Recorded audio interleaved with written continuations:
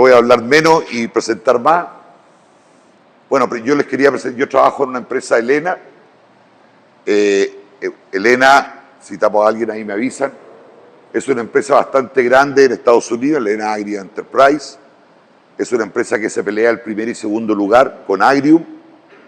Es una mega empresa que tiene productos propios y es un mega distribuidor de terceros, como Bayer, Syngenta, Valagro, BASF, etcétera, etcétera.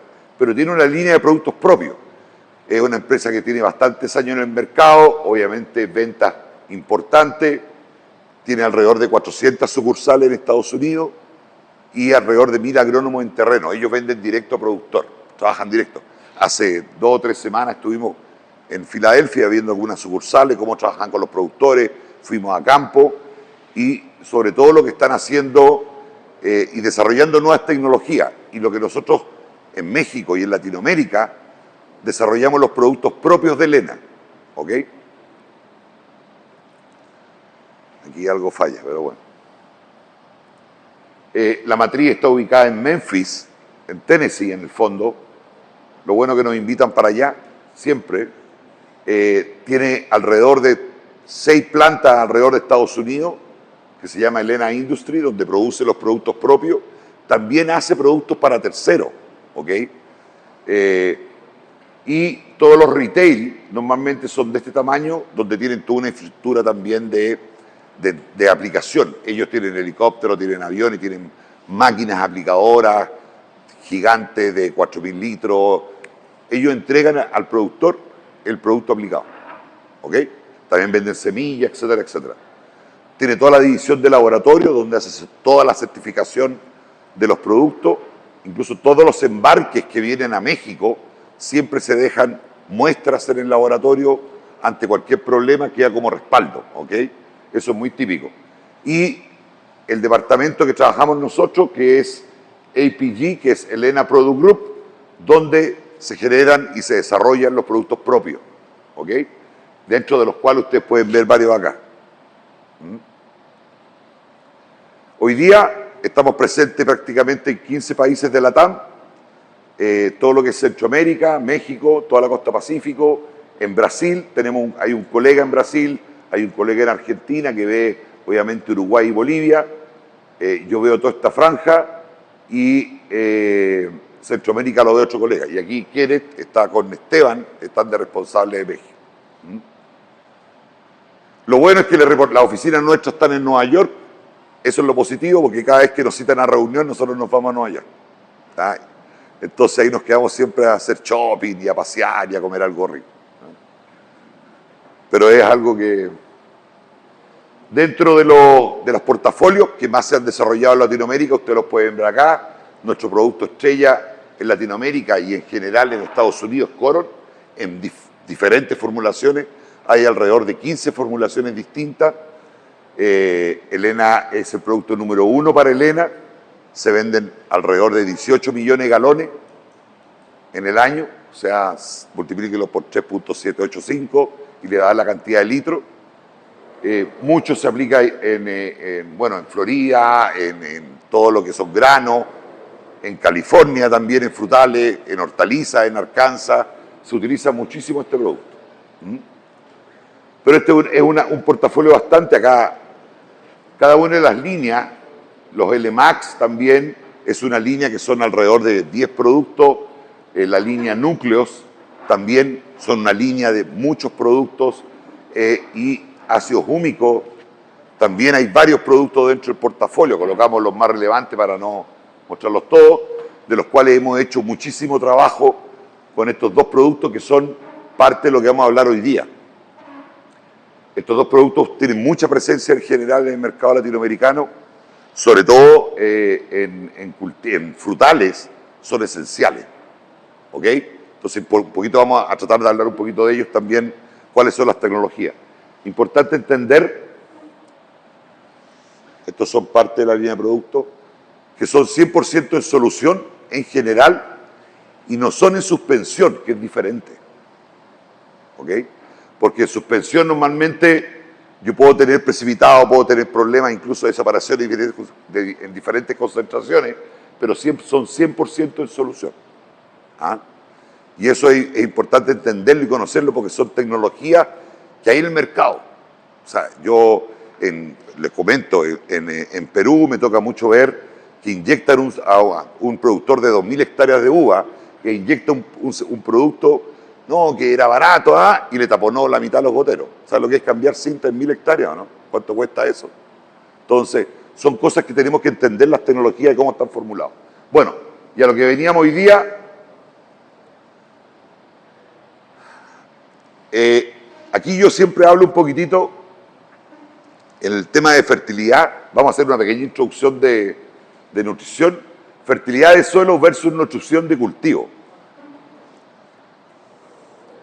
Adelante, don Pedro. Y ¿qué es lo que tiene que ver con fertilidad? Siempre se ha considerado que el suelo es una reserva. El suelo es un banco y lo vamos a tratar como, es como una metáfora que vamos a hacer. Que en el fondo lo que yo busco es depositar fertilizante con la esperanza de construir una cuenta de ahorro a la que podamos recurrir en tiempos difíciles o de alto rendimiento. Eso es lo que estoy tratando yo de hacer cuando aplico nutrientes, porque no todo lo que aplico se lo toma la planta, ¿no? Eso está más que claro. Y lo otro es que los saldos mínimos garantizan los nutrientes disponibles. O sea, siempre estoy al límite, siempre estamos al límite. Incluso yo unos 20 años atrás escuché, no, es que ustedes son mineros. ¿Por qué somos mineros? Porque le sacan y le sacan al suelo, pero nunca reponen. ¿Ok?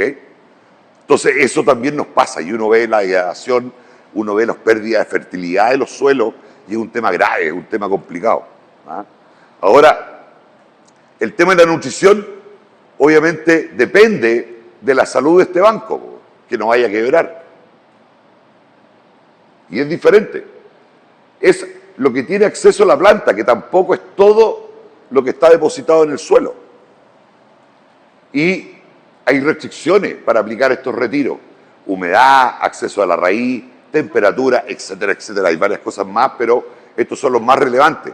Todos sabemos que si no hay humedad, y ustedes lo están viviendo porque hay una sequía, hay una escasez de agua, que si yo no tengo humedad en el suelo, las plantas no toman nutrientes, beben nutrientes en solución. Por lo tanto, si no hay humedad, todos sabemos lo que pasa. Fertilizar o aplicar nutrientes sin humedad, hay un riesgo muy alto que la eficiencia sea muy baja o simplemente se pierda. ¿Ok? Si voy muy rápido me avisan, ¿ah? ¿Está bien? Entender cómo funciona una plantita, eso yo creo que todos lo saben. ¿Ah? Esto es una pequeña introducción para lo que vamos a conversar. Primero, tenemos todos los procesos de transpiración, igual que yo. A propósito, quiero agradecer a mi amigo Carlos. ¿Dónde está? Ahí. Que me regaló de recuerdo. No, me la prestó nomás. Por si acaso. Vamos a ver si nos va bien este año en la clasificación al mundial, bueno, pura esperanza nomás. Bueno, y obviamente todo este proceso transpiratorio lo hacen las hojas. ¿Cómo lo hace una hoja? ¿Por qué la planta es capaz de chupar agua y llegar hasta las hojas? Porque el agua tiene que recorrer contra la gravedad, ¿o no? ¿Cierto? Eso lo sabemos. Pero se genera adentro de la planta un diferencial, un potencial hídrico, que es un diferencial de potencial entre la hoja y la punta de la raíz. ¿Y esto cómo yo lo ejemplifico? Con una jeringa. Ustedes jalan una jeringa, el émbolo, ¿cierto?, para succionar. Bueno, el émbolo es la hoja y la aguja, la punta de la aguja es la raíz. Si yo le pongo a la raíz, a la aguja, le pongo el dedo y tapo la aguja, el émbolo no sube, ¿cierto? Y eso pasa también en las plantas. Si la planta no transpira, jamás va a mover nutrientes del suelo. Porque eso lo hacen los estomas, los poros que tenemos en las hojas, que se abren y se cierran. Otro tema importante, toda la conducción de todas estas soluciones, obviamente a través de tronco y rama. Por lo tanto, si yo tengo problemas en los gases vasculares, que está relacionado mucho con problemas también sanitarios, enfermedades, voy a tener problemas de cómo llegar con todas esas soluciones nutritivas a la planta o a los sumideros. Los sumideros es el destino final. La fruta, por ejemplo, el tubérculo en la papa, es el sumidero final. Y el otro tema, absorción, todos lo sabemos que es a través de la raíz, y para eso tienen que haber un montón de condiciones, y lo vamos a ver en detalle, para que esto se pueda dar. ¿Por qué? Porque si yo tengo los problemas comunes, estomas cerrados, poros cerrados, falta de riego, humedad relativa, temperatura, radiación solar, ácido abscísico. Ustedes saben lo que es el ácido abscísico, son las hormonas de la senescencia junto con el etileno. Si yo me veo ante una condición de estrés, la planta, ¿qué es lo que hace? Genera ácido abscísico y se envejece, cierra estoma y empieza obviamente una condición de decadencia del arbolito. Y si yo estoy constantemente generando, y eso va a afectar, ahí lo vamos a ver en detalle, pero mucho estrés, estomas cerrados y enfermedades vasculares. ¿Ok? Entonces es importante entender cómo trabaja la plantita y qué es lo que ocurre en los procesos fisiológicos. Muchos de estos problemas están asociados a un sistema radicular pobre o dañado, problemas de asfixia o de salinidad.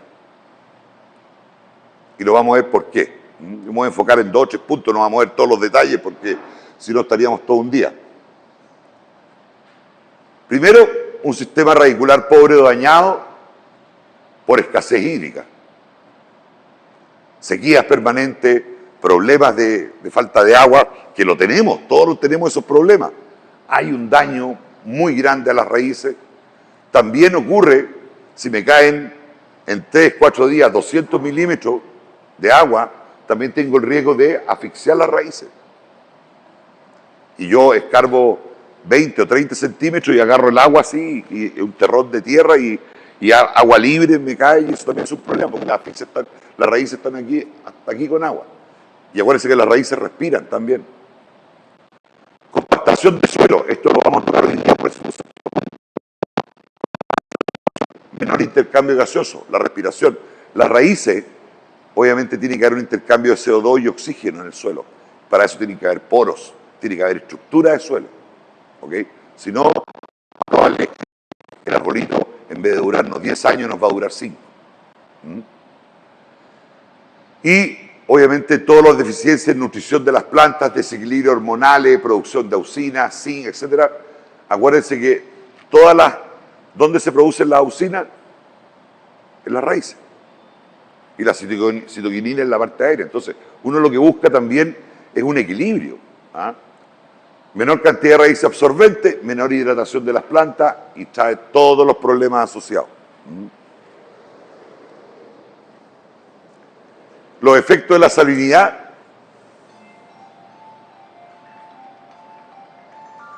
No se preocupe, no se preocupe. Es importante tenerlo. ¿Cuáles son los efectos osmóticos? Que acá habla muy clarito. Es cuando tengo tanta concentración de sales en el suelo, lo que le explicaba yo es como yo le colocara el dedo a la punta de la jeringa y la planta no puede jalar, porque el potencial del suelo es mucho mayor que la capacidad de absorción de la hoja, de la estoma, de los poros. Entonces usted dice, pero hay humedad. Sí, pero tengo 4 de conductividad y la planta no es capaz de chupar el agua. Y eso se llama sequía fisiológica. ¿Ok? Que uno ve muchas condiciones, pero la conductividad está alta. El otro día revisamos un análisis de suelo con Esteban y apareció una conductividad de 8. Entonces ahí hay un problema que tenemos en el suelo de manejo, de riego, o de falta de humedad, o de compactación, que tenemos que solucionar primero. Si no solucionamos eso, nos va a costar muchísimo más sacar la planta adelante. También es importante, obviamente, todo lo que tiene un efecto nutricional, esta salinidad, hay una menor entrada de nutrientes y desequilibrio nutricional, eso es evidente, y quemadura marginal de la hoja, también, eso ustedes lo tienen que haber visto. El cultivo que más acusa esto son los aguacates. Los aguacates usted le echa sal de comer así un poquito, y se quema la hoja. ¿Ok? Y obviamente hay un efecto hormonal, inhibición de las auxinas endógenas de la planta, aumento de producción de ácido abscísico y etileno, que son las hormonas de la senescencia. Entonces la planta emite ácido abscísico y etileno y empieza a decaer. Y si yo tengo una probabilidad de floración, o tengo fruto cuajado, o tengo algo, la caída va a ser un problema. ¿Okay? Ahí estamos. Cualquiera de estos efectos genera la caída de fruta. Entonces ahí yo les muestro esto porque es puro bla bla, pero vamos a llegar a una condición, el por qué. Fíjense, no salino, yo tengo aquí una lámina súper antigua, que la saqué por ahí, está toda medio desvirtuada todavía, pero es súper válida. Si yo tengo un suelo no salino, tengo un porcentaje de agua útil que utiliza la planta, otro que retiene el suelo, pero cuando empieza a aumentar la salinidad, tengo menos disponibilidad de agua útil y llega un momento en que el agua útil es realmente poca. Por eso hay que tener cuidado también cuando yo en cierto momento uso los fertilizantes, que son sales, todos los fertilizantes son sales, ¿ok? Igual que la sal que yo le echo a los tacos, es lo mismo. Si se me pasa la mano, yo puedo crear una condición de salinidad en algunos momentos críticos. ¿Ok? Y esta lámina, yo le debía haber cambiado el color, pero esta lámina es más vieja que el hilo negro. ¿Ok? Y hablaba la mitad oculta. Y nosotros los técnicos, los que andamos en campo, los que trabajamos en desarrollo o en asesoramiento de cultivo, normalmente lo que tenemos que hacer es trabajar abajo, revisar raíces, lo vamos a ver, pero no es común. A mí me toca muchas veces ir a campo y le digo, a ver muchachos, tráiganse una pala para escarbar. Ah, no, es que no andamos con pala. Entonces lo que menos hacemos es mirar raíces. Y a veces, sobre el 70% de las veces, los problemas están abajo y no arriba. ¿Ok? ¿Qué es lo que ocurre? A nivel radicular, todo lo que es absorción de agua y nutrientes, acumulación de reserva, que lo vamos a conversar al final, exclusión de iones para mantener los equilibrios iónicos. Eso también es importantísimo, porque la planta no se va a tragar, no puede tragarse puros positivos, por ejemplo el amonio es positivo, el nitrato es negativo, lo sabemos, ¿no? No puede tragarse puros negativos, por ejemplo puros nitratos. No, y la raíz emite y mantiene un equilibrio. Ah, si mete negativo, tengo que liberar negativo. Si meto positivo, tengo que liberar positivo en la raíz para mantener un equilibrio, y eso a nivel radicular. ¿Ok? La sumatoria de uno y otro, o sea, la diferencia entre uno tiene que ser cero. Hay un equilibrio iónico en la planta. Por lo tanto, y eso a lo mejor Pedro lo va a explicar más tarde, mi gran amigo y Pedro de Eurochem, amigo de toda la vida, ahí va a presentar después, es menos mentiroso que yo. Y la planta si toma mucho amonio, por ejemplo, ¿qué es lo que libera? Iones hidrógeno a la raíz. Y todos sabemos que pH es una concentración de iones hidrógeno que hay en el suelo y se produce una acidificación de la rizósfera. Yo no traje esa lámina porque era otro tema, pero eso me ayuda a veces a solubilizar nutrientes que están inmovilizados en la rizósfera, que son milímetros alrededor de la raíz. ¿Ok? Todo el tema de los ajustes osmóticos también es importantísimo para equilibrar la planta. El tema osmótico se refiere a que la planta se mantenga turgente, que se mantenga bien nutrida, que tenga un buen potencial hídrico, ¿ok? Y síntesis de citoquina. Todo esto ocurre a nivel de raíces. Y muchas veces lo que menos hacemos es mirar raíces. Porque la profundidad, no puedo comparar un limón con una lechuga, lo que yo estoy necesitando. ¿Se fijan o no?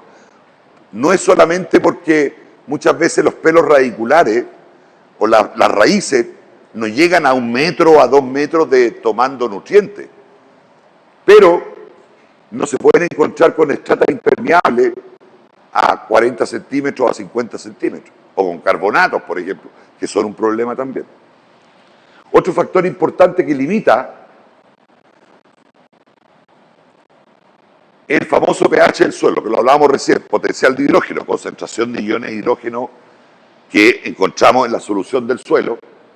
Y ustedes aquí pueden ver nitrógeno, fósforo, potasio, cómo afecta la eficiencia en la absorción de nutrientes. Y hay diferentes factores para pH 6,5, 6, 5,5, 5. ¿Para qué le digo pH menor de 5 o pH mayores de 7? Hay un montón de problemas. ¿Ok? Entonces, yo tengo que entender en qué condiciones estoy yo para saber qué es lo que puedo esperar. Porque si yo aplico 100 unidades de fósforo o 50 unidades de fósforo, como quieran, ¿cuánto va a tomar la planta? ¿5 unidades? ¿10 unidades? Ese es el tema. Porque aquí hay también un factor de, yo lo planteo así, hay un factor de retorno de cuánto cuesta. Porque todo esto es plata. No es que la planta para que trabaje bien, todo es plata. Sobre todo en momentos más críticos. Importante entender también, fíjense acá, el que traje esta información, los pelos radiculares, las raíces, que absorben, ocupan menos del 2% que es contactado por los suelos. Ahí está el pelo radicular en el centro. Imagínense que el fósforo solamente la planta lo puede tomar si está cerca de 0,7 milímetros alrededor de la raíz. El potasio, 1 centímetro, por ejemplo. Esta información está publicada, no es nada del otro mundo. Y también entender longitud de máxima absorción de nutrientes de los ápices apicales, radiculares. Esta es una raíz. Aquí al frente está la cofia, o calistra, como quieran llamarlo, que es la punta de la raíz, que es más dura, es rica en calcio, y que le da firmeza para poder penetrar el suelo. Ahora, si yo tengo un suelo como piedra, vamos a tener problemas también de penetración. Incluso cuando si ustedes revisan raíces, lavan raíces, y ven que las puntas estén negras, es porque hay una deficiencia de calcio. Y no tiene este problema de la calistra, porque hay poco calcio en las raíces, y eso también afecta el crecimiento de las raíces. ¿Ok? Y ustedes pueden ver, detrás de la cofia o la calistra, está la zona de absorción. Y ustedes pueden ver que acá, en la mayor probabilidad que puede absorber el nitrógeno, 20%, acá está, o sea, 20%, 20 milímetros, 8 milímetros el potasio, pero el fósforo 2 milímetros aproximadamente como referencia. Por lo tanto, ¿por qué les muestro esto? Porque yo tengo que tratar de usar las fuentes más eficientes. ¿Qué saco yo con usar un producto que me cueste lo que sea, si al final de 100 va a ocupar 1? Por eso es importante conocer las tecnologías de los productos.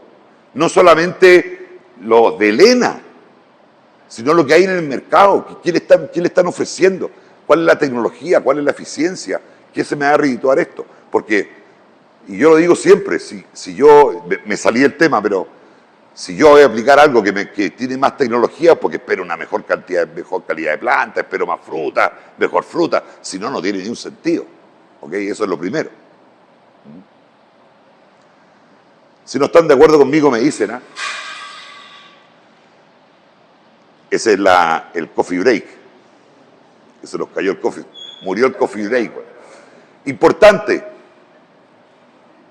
Miramos raíces, hacemos calicata, nos metemos dentro de un hoyo a mirar raíces. Esa es la pregunta. Esto lo hacemos nosotros permanentemente en frutales. Oiga, ¿quiere que vayamos a ver los campos? Haga una calicata. Vamos y nos metemos adentro. Con un pico de esto de dafólogo, vemos los diferentes perfiles, si está compactado, cómo está regando, cómo llegó el agua, si llegó bien, la cantidad de raíces, están sanas, están malas, hay regeneración radicular, qué tipo de suelo tenemos, pero en perfil, y nos metemos adentro y empezamos a mirar. Pero esto es clave, hay que hacerlo, si nos encontramos con esto o nos encontramos con esto. ¿Ok? Yo después les voy a mostrar acá, él es Antonio Alarcón, un pinche español, que también es asesor y estuvimos haciendo algunas cosas. Otro tema interesante que tenemos que entender después de toda esta dinámica que hemos hablado es cómo la planta toma los nutrientes. Yo imagino que lo conocen. Y hay tres procesos: intercepción radicular, flujo de masa y difusión. De entender, yo lo voy a poner acá.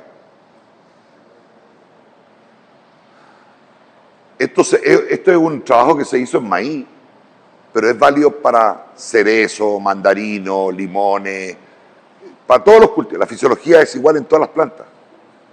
Fíjense que la intercepción radicular, ¿qué es lo que consiste? En que la raíz entre en contacto con el nutriente en el proceso de crecimiento, ¿no? Es como obvio. El otro proceso, que es flujo de masa, era el que yo le hablaba, que tiene que ver con la transpiración de la planta. Si la planta es el diferencial de potencial que hay entre la punta de la raíz y la hoja, y la planta chupa agua, y al chupar agua, chupa nutrientes. Eso es flujo de masa. Y lo que es difusión es que normalmente los productos tienen que estar concentrados en cierto, porque se mueven de mayor concentración a menor concentración. Si el elemento no está concentrado, difícilmente se va a mover hacia la planta. ¿Ok? Y en esto, ustedes pueden ver, yo lo tengo graficado acá, para verlo más fácil. Ustedes pueden ver, el color verde es el flujo de masa, la transpiración. El color amarillo es difusión. Y el color rojo es intercepción radicular. Entonces, cuando yo veo esto, yo digo, coño, el nitrógeno prácticamente más del 90% se mueve por transpiración, por flujo, por movimiento, por la diferencial de potencial entre la raíz y la hoja. Entonces yo digo, y lo mismo pasa con el azufre, con el calcio y con el magnesio. Por lo tanto, una planta, cuando se defiende ante un estrés y hay 32 grados, ¿qué es lo que hace la planta para defenderse? Cierra los poros. Por lo tanto, si cierra poros, nos chupa. Y si no chupa, no está absorbiendo estos nutrientes. ¿Ok? Es como elemental, ¿no? Y el fósforo, que está en amarillo, junto con parte del potasio, se mueve con difusión.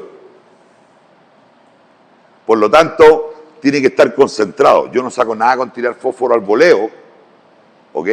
Porque el fósforo además no es móvil en la planta, o sea, en el suelo, perdón.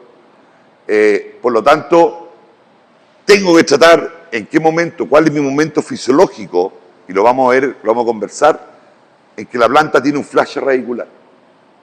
¿Cuándo? ¿Cuándo yo identifico que mi raíz es el momento que más crecen? Y eso lo saben mejor ustedes que yo. Yo les voy a mostrar algo que me dijeron que era así. ¿Dónde está Alberto? Que me dijeron que era así y ustedes lo van a corroborar. Esto ya lo vimos un poco para entender que íbamos a morir.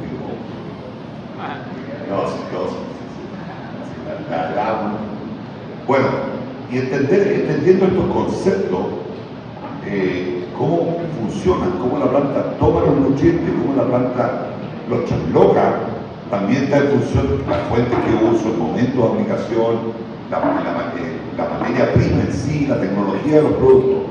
Pero también hay que entender, bueno, cómo esta lámina es muy antigua, creo que la he presentado acá más de alguna vez, cómo se mueven los nutrientes, cómo se mueven ya sea en el suelo y en la planta, porque esto está muy relacionado a qué es lo que voy a hacer, cómo voy a aplicar, cuándo voy a aplicar. De eso se trata. Y en general, todos sabemos que el nitrógeno tiene una movilidad muy alta en el suelo, muy alta también a nivel de planta, no así por lo menos el calcio, que se mueve relativamente en el suelo, pero prácticamente es inmóvil en la planta. Entonces, por ejemplo, y esto se lo voy a contar una anécdota, el calcio también se mueve por el flujo transpiratorio. la planta suspira, de abajo hacia arriba. Y resulta que llega la hoja y se queda bien la hoja.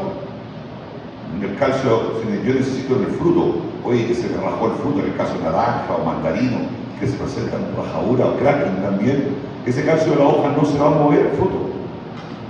¿Ok? Entonces, y pasa lo mismo, yo lo digo en el cultivo de la papa. El cultivo de la papa, ustedes saben que lo que nos interesa es el tubérculo que está abajo. Entonces, ¿cómo hago yo para que el calcio llegue al tubérculo? Pero yo he visto recomendaciones de calcio foliar para mejorar, porque el tubérculo se le pone una mancha café y también afecta la calidad de la piel del tubérculo y eso baja el tema comercial. Si uno parte una papa y ve manchas café, normalmente son deficiencias de calcio, o corazón hueco también. Entonces, ¿qué es lo que ocurre? Que recomiendan calcio foliar para ese problema. Y eso es un error técnico, porque el calcio que tiene que foliar jamás se va a mover el tubérculo. ¿Okay? Entonces uno dice, por vender, bueno, métale nomás mucho por arriba, pero eso no va a solucionar el problema que tenía abajo. Entonces, conociendo estos términos, uno le permite tomar decisiones. ¿Okay? Lo que están hablando, lo que están recomendando, si viene alguien a decirte algo, uno por lo menos tiene idea de lo que está ocurriendo. Y esto también es para entender. La deficiencia normalmente está muy relacionada con la movilidad. ¿Dónde se presentan? Está relacionada con la movilidad de los nutrientes dentro de la planta. Por eso le mostré el cuadro anterior. Si yo veo, tengo hojas jóvenes, ¿cierto? Y tengo hojas viejas. Los elementos móviles presentan deficiencias en hojas viejas. Y los elementos inmóviles dentro de la planta presentan deficiencia en hojas nuevas. ¿Por qué? ¿Por qué pasa esto? Porque normalmente cuando una planta, cualquier planta que sea un limón, un cítrico, un maíz, una papa, una lechuga, si yo necesito fósforo, ¿qué es lo que hace la planta? Agarra el fósforo de esta hoja y lo trasloco y lo removilizo, porque es móvil, a los puntos de crecimiento o a los requerimientos de energía para formar ATP, por ejemplo. Entonces, la que queda vacía, la hoja que queda vacía de fósforo, es la hoja vieja. En cambio, si yo tengo una deficiencia de fierro, la planta utiliza el fierro de la hoja que tiene al lado para los meristemas y para la reproducción celular, pero este fierro no se removiliza de la hoja vieja a la hoja nueva, sino que los toma directamente de arriba. Y ustedes conocen la deficiencia de fierro y zinc, se presenta normalmente. El zinc, la famosa escoba de bruja también que le llaman. Pero es entender esto para decir, porque no es fácil identificar las deficiencias. Hay deficiencias que uno sabe por el pH del suelo, que más o menos podríamos esperar, pero se puede confundir. Uno puede tener deficiencia de zinc y manganeso asociado, o magnesio y manganeso, y tiende a confundir también. Hay que tener un ojo clínico muy entrenado para eso. Entonces, centrándonos en todo lo que hemos hablado, vamos a tratar de hablar un poquitito de lo que es núcleos o fósforo. Pero antes de eso, que es fósforo, fundamentalmente fósforo, vamos a hablar del comportamiento del fósforo, que es un elemento no fácil, no es un elemento difícil tampoco, pero hay que saber usarlo. Hay que conocer las tecnologías que hay en el mercado, no solamente este producto, hay varias tecnologías presentes. Primero que nada, ¿por qué se ve afectado el fósforo? pH de suelo, es lo fundamental. El pH nos condiciona y nos afecta la eficiencia del fósforo que facilite muchos nutrientes. ¿Okay? Los rangos ideales normalmente que dice 5,5 a 7, yo subiría un poquito ese 5,5 a 5,8, ¿ok? Pero sobre 7 voy a tener problemas de fijación por carbonato eso es evidente, y bajo 5,5 empiezo a tener problemas de fijación por aluminio. Y recuerden que aluminio disponible, y acá también fijación de fósforo por hierro en suelos ácidos. ¿Qué es lo que ocurre? Estos elementos, en el caso del aluminio y el fierro, siempre están presentes en el suelo. Lo que pasa es que con el pH, si baja el pH, el fósforo pasa de +3 a +2 y se hace soluble. Entonces, al solubilizarse el aluminio, ¿qué es lo que ocurre? Captura el fósforo y lo inmoviliza y forma un fosfato de calcio o de aluminio, y eso jamás lo toma la planta. Eso nunca más está disponible para la planta. ¿Ok? Entender la eficiencia, que hay varias eficiencias. Fósforo entre un 5 y un 30. Y depende de las condiciones. Ahí lo voy a mostrar otros gráficos. 5 a 30. Por lo tanto, si yo estoy aquí abajo, si yo aplico 100 kilos de fósforo, la planta va a tomar 5.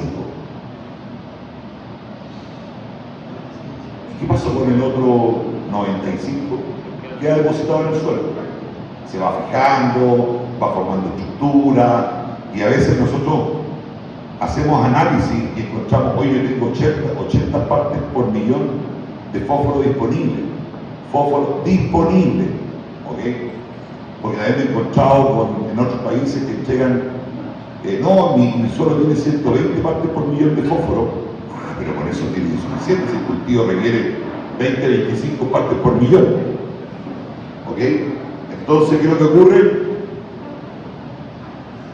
De que efectivamente todo esto es una pérdida económica. Entonces, ¿cómo soy yo más eficiente? Eso es lo que vamos a conversar un poquito. Esto es lo mismo, aquí yo les remarqué el tema del fósforo, que el 91% se mueve por difusión, por lo tanto el fósforo tiene que estar concentrado. Si yo lo tiro al voleo, voy a tener un problema, porque también se tira al voleo. ¿Ok? Y es un tema que hay que tener cuidado. Bueno, esta es la misma lámina, fósforo.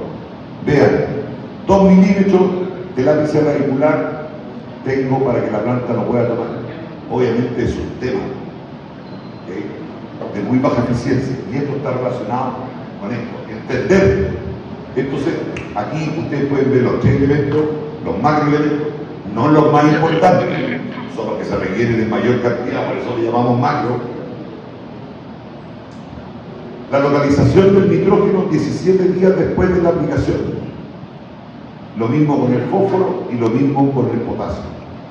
Lo más oscurito, alta concentración, los intermedios, mediana concentración, y el más clarito, no hay efecto. Fíjense el movimiento obviamente del nitrógeno, se desplaza, se mueve el suelo, pero el fósforo prácticamente no se mueve. Es lo que les mostré en la primera lámina. Y el potasio también tiene una movilidad obviamente mayor, menos que el nitrógeno, pero mucho mayor que el fósforo. Entonces también es un tema que es uno de los factores limitantes. Otro tema, ¿cómo se tragan las plantas del fósforo? Yo aquí eliminé una diapositiva, pero ¿cómo la planta se traga el fósforo? Piensen en una cosa. La planta, las únicas 2 formas que se lo traga es como ortofosfato mono y ortofosfato di, H2PO4 y HPO4. No hay otra forma que la planta se trague el fósforo, no existe. ¿Ok? Por lo tanto, es importante entender, si yo tengo un pH menor de 7, voy a tener presencia de H2PO4, si yo tengo un pH mayor a 8, HPO4, y evita la reacción, porque obviamente en un suelo ácido tengo más presencia de iones de hidrógeno, se asocian con la molécula con el ortofosfato y forman el H2PO4. Es así de simple. Pero esas son las 2 formas de que la planta tome nitrógeno. No hay más, no existe. ¿Okay? Es como el nitrógeno es nitrato o es amonio, y no hay más. No hay otra forma que la planta se lo tome.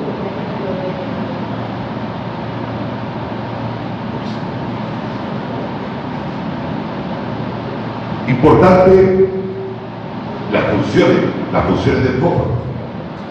¿Por qué estoy hablando, y ahí al final hay una lámina, que por qué estamos hablando de todo esto? Hay una relación directa con el tema radicular. Primero, importantísimo, componente del ADN, de la herencia genética. Lo vamos a mostrar. El ATP, adenosintrifosfato, ¿qué es lo que es? La molécula de energía.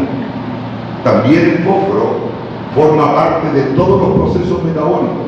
Por ejemplo, forma parte de los fosfolípidos, parte estructural de las células vegetales, de las paredes celulares, los fosfolípidos. Y el fósforo, incluso la planta cuando tiene deficiencia de fósforo, dice, ¿sabes qué? Voy a revertir el proceso y le voy a quitar los fosfolípidos, le voy a quitar los fosfolípidos porque necesito fósforo, necesito energía para todos los procesos de respiración y de fotosíntesis, y se los voy a quitar. Y ahí vienen un montón de problemas asociados. Acá, esto es una molécula de ADN, obviamente el fósforo está presente en cada uno de la cadena helicoide del ADN, y muchas veces cuando hay constante deficiencia de fósforo se empiezan a presentar mutaciones genéticas, fundamentalmente por esto.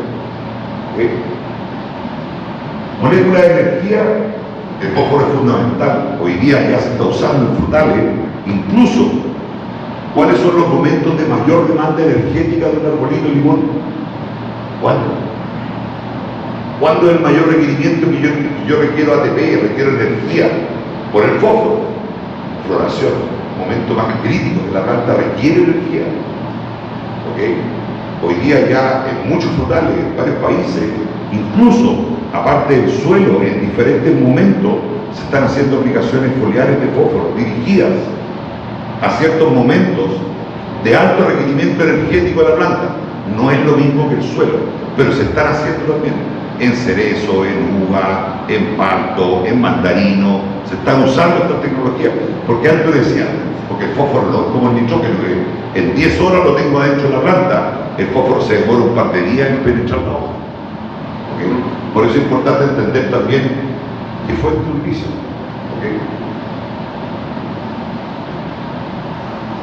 Problemas, yo aquí me voy ahí. Todos lo que yo les decía, que sacan los fosfolípidos de las membranas, producen un efecto de detención del crecimiento. Las plantas empiezan también a chaparrar, el raíz, el brote, el follaje, las plantas quedan más enanas. Porque no hay elongación y toda esta reestructuración del fósforo y muy bajos niveles de energía. Nosotros lo hemos visto, acá parece que no hay problema de temperatura fría, pero nosotros en muchos países, las primaveras o cuando sale el invierno, los suelos están muy fríos y las plantas se colocan moradas. Los maíces se colocan moradas. Probablemente en la frontera puede ocurrir esto cuando baja la temperatura en la noche, baja la temperatura del suelo y hay un efecto porque la planta trasloca el fósforo de la hoja vieja y al sacar el fósforo de la hoja vieja se produce una síntesis de antocianina, que son pigmentos, que son estos pigmentos morados, y eso es una deficiencia de fósforo. Se han hecho un montón de estudios con respecto a crecimientos radiculares. Tengo una fertilización completa y yo le saco el fósforo, solo el fósforo, y miren cómo afecta el tamaño raíz. Y aquí en Martínez también hay experiencias, que lo hicimos hace muchos años, la fuente que estoy usando. Cada uno de ustedes sabe qué tipo de suelo tiene, qué condición tiene, el suelo que se usa en el mercado, todo funciona, todos los productos son buenos, eso que quede claro, pero nuevamente hay que saber usarlo. Acá está el MAP para suelos con pH sobre 7,5 porque tiene una reacción ácida. El DAB entre pH entre 6 y 7,5, el MKP un 0,52-84 para todo tipo de suelo también se usa, superfosfato triple para suelos menores de pH 6, urea fosfato es un poderoso acidificador y ácido fosfórico. El ácido fosfórico es la fuente más barata de fósforo, viene al 75-85%, pero si lo llevo a fósforo de constante menos, Pero ¿cuál es el problema del ácido fosfórico? Porque se abusa también del ácido fosfórico, y lo hemos visto en flores, en invernaderos, que inyectan para limpiar bicarbonato, para destruir bicarbonato. El problema del ácido fosfórico que tiene pH 2 y tiene conductividad eléctrica de 2,2. Entonces, si yo, no es que sea malo el producto, si yo abuso de él, puedo quemar raíces. Entonces hay que tener cuidado también. Por eso es importante conocer la tecnología. Otro aspecto relacionado con el núcleo, creo que se ha hecho en Estados Unidos, se ha hecho en Centroamérica, en Latinoamérica en general. Bueno, ¿cómo nosotros hacemos con el ENA, cómo hacemos una formulación más eficiente? Que el fósforo no tenga esa aplicación química del suelo y que podamos, si yo le meto 10, ojalá pueda aprovechar 40. ¿Te fijo? Mejorar la eficiencia. Un poco eso es parte. Para eso se desarrolló esta tecnología Nutri, que fundamentalmente es un fósforo formulado con ácido orgánico. ¿Ok? ¿Y por qué con ácido orgánico? Vamos a ver qué trabajo. Yo lo que buscamos que sea obviamente mucho más eficiente la disponibilidad, 100% disponible para la planta. No vamos a leer todo porque... Bueno, ¿cuál es la formulación? Primero que nada, unos complejos de ácido orgánico, fundamentalmente ácido carboxílico. ¿Qué es lo que hace el carboxílico? Que protege al fósforo de los efectos químicos del suelo. O sea, evita que se fije. Y ese es un factor. ¿Ok? Lo otro es que la disponibilidad hace el cultivo, eso pasa. Eso está totalmente ya, no es algo nuevo, como se podría decir. ¿Cuáles son las características principales? Y esto para mostrarle un poco, lo voy a ir de una vez. Va. Primero, muy baja concentración salina. La conductividad es 0,58, es decir, relativamente baja. 100% ortofosfato, como se lo traga la planta. Tercero, tiene un pH neutro de 6,5 a 7. Por lo tanto, yo lo puedo aplicar con cualquier cosa mezclada. Normalmente cultivos que hacen fumigación de semilla, por ejemplo, en papa. Yo pongo la papa porque es más fácil ejemplificarlo. Usted pone las tubérculos y normalmente después aplica fungicida e insecticida sobre la semilla. ¿Qué pasa si yo coloco una raíz encima de un superfosfato triple o de un DAP? ¿Qué pasa cuando si coloco una semilla directamente sobre este fertilizante? ¿No? Se quema. Porque hay un proceso de acidificación muy fuerte. Incluso el superfosfato triple, nuevamente, no es que sea un mal producto, es que sabe usarlo. En sus primeros extraídos, el pH del gránulo alrededor baja a 1 cuando empieza a disolverse el fósforo. Entonces, por eso yo no puedo colocar la semilla o la planta directamente en contacto con el fosfato, con el sulfato triple. Pero eso hay que entenderlo para saber usarlo. Eso no implica que no funcione. ¿Okay? Uno de los puntos que nos ha permitido este pH es que nosotros podemos impregnar. Nosotros hicimos un trabajo hace muchos años con Carlos Moreno, se fue. Ahí está. Aplicando fósforo directo sobre la semilla. ¿Te acuerdas, Carlos? Ahí te voy a mostrar la foto para que se recuerde y ponga a llorar. Se puede aplicar riego tinificado, en drench, directo en contacto con la semilla, y eso no te da absolutamente ningún problema. Bueno, normalmente lo que se ha determinado en muchos estudios que hay es un fósforo protegido que no se fija, altamente disponible y una eficiencia de absorción 5 a 10 versus los sólidos. Esto nosotros lo usamos hoy día en frutales en ciertos momentos, probablemente, y eso es lo que lo vamos a ver más adelante, en qué momento yo tengo los flash radiculares. Porque no lo voy a ocupar todo el año, no tengo humedad, no llueve, pero cuando el limón, por ejemplo, emite su mayor flash radicular, ¿cuándo? Ahí yo puedo entrar y meter un producto que me genere una gran cantidad de raíces.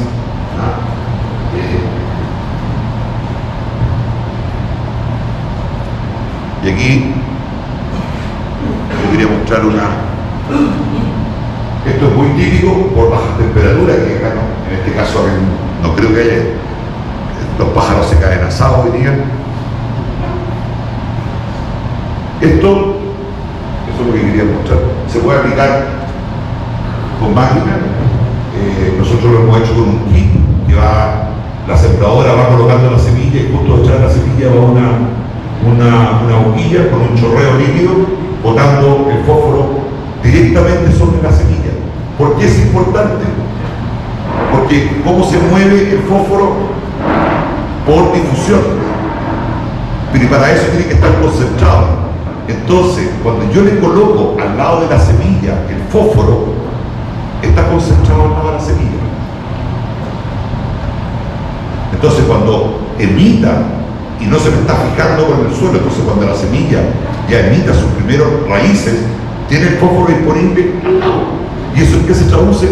En más eficiencia. Al ser más eficiente voy a tener una emergencia, estoy hablando de cultivo, más homogéneo. Y eso es tiempo y plata. ¿Ok? Por ejemplo, esto lo hicimos con Carlos, ¿cuántos años? 10 años atrás, por lo menos. Esto es maíz. Yo tengo uno en frutales, pero bueno, esto es maíz, se hizo un lavado de raíces, cero, da lo mismo las cantidades, no tenía nada. Y le vamos a mostrar eso. Lo mismo. Entonces, si yo en maíz tengo un problema de sequía, ¿qué planta tiene más probabilidad de sobrevivir? La que tiene más raíces. Y más encima, el maíz tiene un sistema radicular que es muy explorador de suelo, comparado con una lechuga o un rabanino, por ejemplo, o una papa, es mucho más eficiente. Por lo tanto, este maíz también tiene capacidad de tomar nutrientes naturales del suelo, que la primera foto que vimos. Esto es evidente, eso es como esencial. O sea, si tengo más raíces, voy a tener una mejor condición. Y yo creo que acá lo tengo. Bueno, déjeme saltarme un poquitito.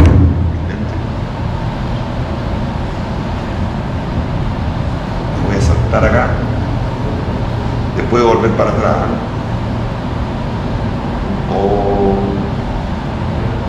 Voy a la lámina 20 y son 200. No, mentira.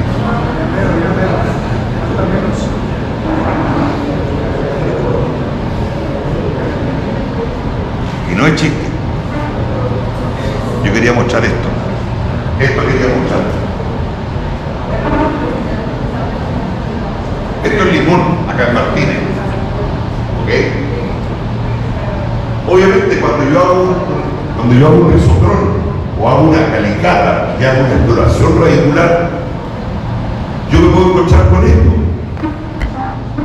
Ustedes pueden ver diferentes chapas en el suelo. Probablemente aquí usted ve que el crecimiento radicular está en los primeros centímetros. Aquí prácticamente no hay raíces, probablemente hay una chapa impermeable. ¿Qué es lo que está pasando? ¿Ok? Entonces yo digo, bueno, ¿qué hago yo? Yo tengo que trabajar estas raíces. ¿Qué es lo que necesito? Estoy bien con los niveles de fósforo, está bien acondicionado mi suelo, y esto es un trabajo que yo quité las cantidades, quité todo, porque creo que no es la idea de realizar ensayo hoy día, pero yo quiero esto. Esto es lo que yo necesito. No necesito la lámina anterior. Si yo tengo mi cultivo así, voy a estar en problema. En algún momento me van a pasar la cuenta, el arbolito. En una condición de estrés probablemente se le caiga toda la fruta. ¿Ok? Todo esto Martín, y esto lo hicimos, lo revisamos, miren esto es lo que yo necesito, raíces.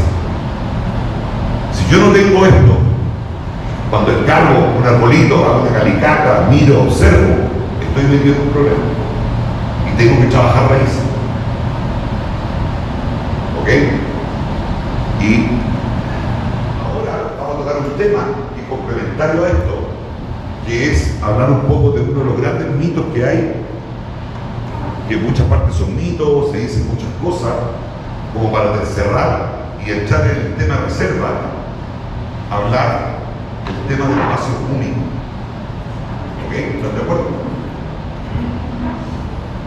Vamos a seguir.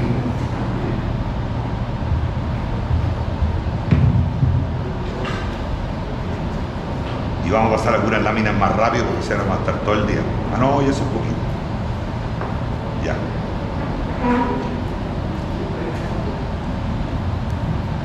Consulta, ¿he sido claro o no? Sí, me han entendido todo, ¿no? De repente me emociono y empiezo a hablar,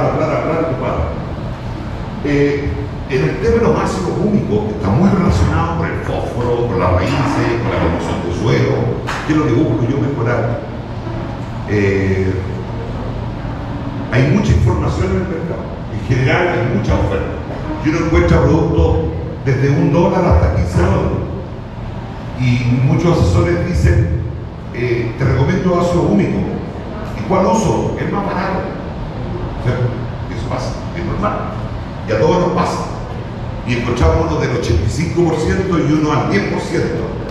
Y uno dice, no, yo voy con el 85%, porque si compro el mismo precio el de 10, es que me estás cagando. Perdonando la expresión con la tabla. Pero eso nos pasa a nosotros, y es normal que pase. Pero hoy día, primero que nada, como introducción, la calidad de los ácidos húmicos no se mide por la concentración que trae. Ese es un error, y eso está también súper estudiado y súper validado, y se lo puedo decir a título personal, validado por uno mismo. ¿Con qué? Con resultados de campo, porque esos son los que mandan. Al final, la teoría puede ser mucha, pero lo que manda son los trabajos de campo. ¿Ok? Yo traigo ahí una cosita para mostrarles cortita, que tiene que ver mucho con los trabajos de campo que se hacen con los ácidos húmicos.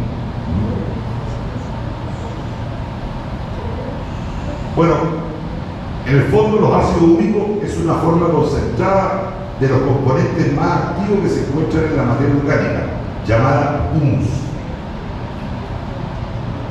¿Por qué? Yo necesito estarle colocando, por ejemplo, ¿cuánto humus yo le coloco con 20 toneladas de gallinaza? Están los análisis, está el estudio. Existe esa información. Yo con 20 toneladas de gallinaza en 3 años voy a aportar 20 kilos de humus. ¿Por qué eso es? La gallinaza o el guano de vacuno o lo que sea no es ácido húmico, se tiene que descomponer para formar sustancias húmicas, y las sustancias húmicas son fúlvico, ácido húmico y huminas. ¿Ok? Esas son las sustancias húmicas. Entonces, que los ácidos fúlvicos, los ácidos húmicos y las huminas tienen ciertas características químicas, ¿ok? Y un poquito lo que vamos a hablar hoy día también. Más que nada, aparte de poder hablar algo de IRAUME, es que logren entender cómo diferenciar los ácidos húmicos. En el fondo lo que yo busco es entender por qué un ácido húmico es mejor que otro, o por qué un ácido húmico es ácido húmico de la hernandita o no es ácido húmico de la hernandita. Pues también pasa. ¿Okay? Primero que nada, ¿cómo se forman? Hay una broma con respecto a esto, que siempre cuento yo. Normalmente, durante alrededor de 60 a 200 millones de años, se van depositando todo lo que son estos vegetales y se transforman primero en turba, por presión también, después en humus o lignita, también llamado, y posteriormente carbón. La diferencia acá normalmente está relacionada con la cantidad de oxígeno que hay, ¿ok? Porque carbón vegetal o carbón mineral también que se encuentra acá, ¿qué es lo que viene después por presión? ¿Qué es lo que viene después del carbón? Diamantes. Y por la presión del suelo. Entonces yo a mi señora le regalé un carbón y le dije, apriételo, y se le va a transformar en diamante. Tuvo como una semana con el carbón acá y no pasó nada. ¿Ok? Pero bueno, no, me lo tiró por la cabeza. Pero bueno, eso es un proceso geológico que el límite del humus con el carbón está muy cerca. Ahí mismo, en la misma feta, yo le voy a mostrar una feta para que entiendan un poco el concepto. Todo comienza obviamente a entender, como todos los fertilizantes, Lo que ustedes preguntan cuando les quieren vender algo, bueno, ¿cómo está formulado? ¿Cuál es la materia prima? ¿Trae metales pesados? ¿Trae alguna tecnología adicional el fertilizante? Esa es la pregunta que uno se tiene que hacer como productor y exportador, porque el fin es exportar, ¿ok? Y todo comienza con la fuente. Normalmente, en el mercado, los que venden ácido húmico van a una mina de leonardita o un proveedor de leonardita y compran leonardita y lo procesan y lo venden en el mercado. Una de las ventajas que nosotros tenemos es vertical, porque con nuestros socios somos dueños de las minas. Entonces a nosotros nos interesa, porque en Estados Unidos un tema, incluso el ácido húmico, donde se vende es en los suelos que tienen mayor contenido de materia orgánica, que es contrario a lo que todos pensamos, ¿ok? Pero ahí se venden normalmente los ácidos húmicos. Y al tener nosotros propios de la mina, nosotros elegimos qué vetas vamos a explotar, en base a qué. Primero que nada,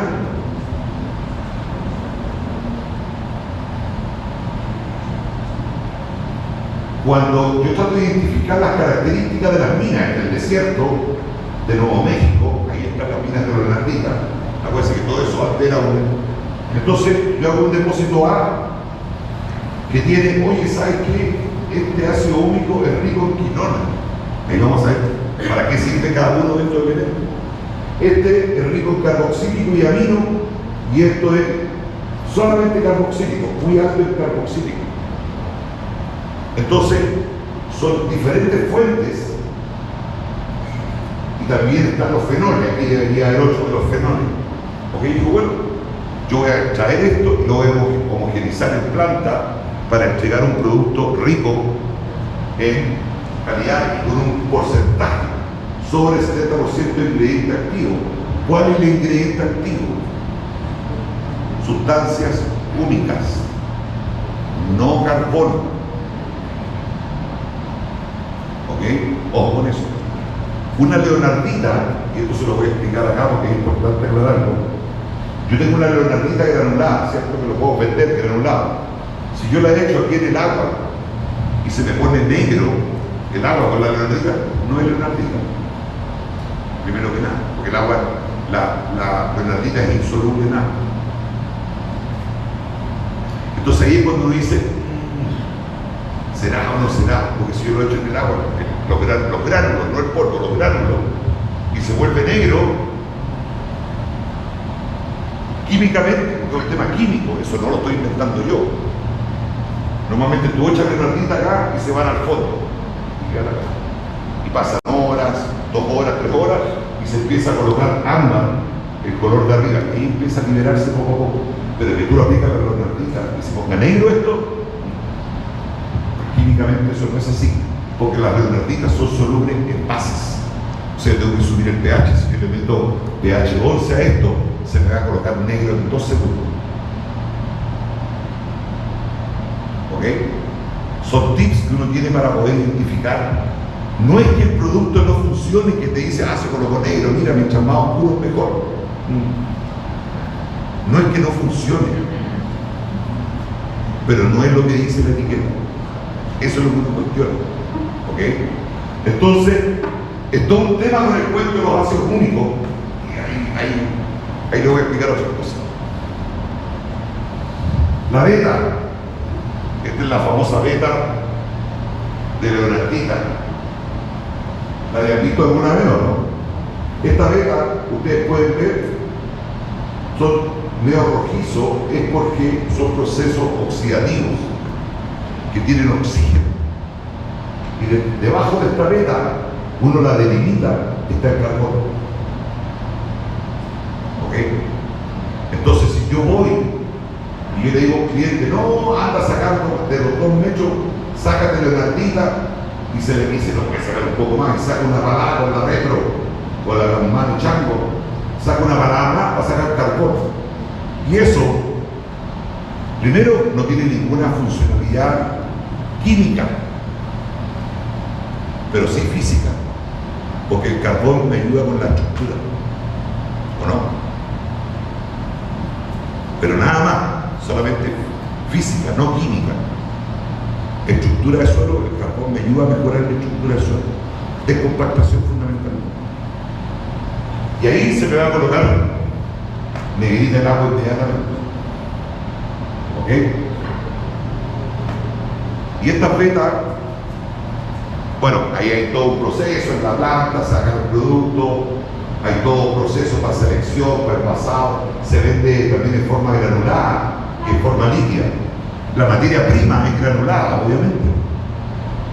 La original es granulada, que se saca de la mina, que es esta, normalmente 70%, y ahí yo hago extracción para que sea soluble.